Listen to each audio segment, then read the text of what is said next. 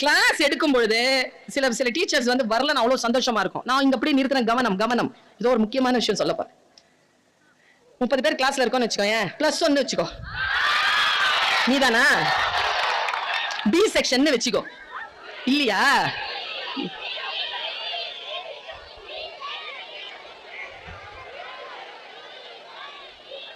சொல்றியா? அவதான் அந்த கிளாஸ் தான். செகண்ட் பீரியட் வரல டீச்சர்.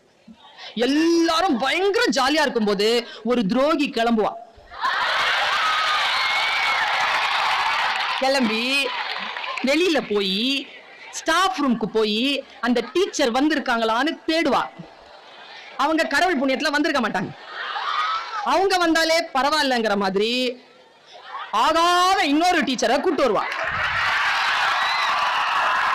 நீங்க கிளாஸ் எடுங்க மேடம். நான் ஒண்ணு சொல்றேன், இந்த 29 சந்தோஷப்பட்டுச்சுல டீச்சர் வரலன்னு. உண்மையாவே சொல்றேங்க, உருப்படுற போற குழந்தை அந்த ஒண்ணுதாங்க. என்ன மேடம் அந்த மாதிரி ஒரு பொண்ணை நீங்க வந்து உருப்படுற? ஆமாப்பா, நீ பாரு ஃபீஸ் கட்டுற, காலையில அம்மா வந்து மாங்குன்னு டிஃபன் கட்டி கொடுக்குறாங்க, அப்பாவோ ஆட்டோக்காரோ ஸ்கூல் பஸ்ஸோ கொண்டு வந்து உன்னை இங்க போடுது, காலையில இருந்து சாயந்தரம் வரைக்கும் உழைச்சி அந்த விஷயத்தை எல்லாம் உன்னுடைய புக்குக்கும் உன்னுடைய மற்ற விஷயங்களுக்கும் எக்ஸ்ட்ரா கரிக்குலர் ஆக்டிவிட்டிஸ்க்கும் எல்லாமே செலவு பண்ணி அந்த சப்ஜெக்ட் நடத்துறதுக்காக அந்த டீச்சருக்கு நிறைய சம்பளம் கொடுக்கறதெல்லாம் உன் ஃபீஸ்ல இருந்து தான். அப்போ அவங்க ஒழுங்கா கிளாஸ்க்கு வரலையே, வரணுமே, இது என்னுடைய உரிமை ஆயிற்று, என்னுடைய வகுப்பு போகுது, எக்ஸாமினேஷன் கிட்ட வருது, இந்த யூனிட் இன்னும் முடிக்கலையே, எங்க அந்த டீச்சர்னு போறா பாரு, அவதான் உண்மையிலேயே ஜெயிக்கிற குழந்தை.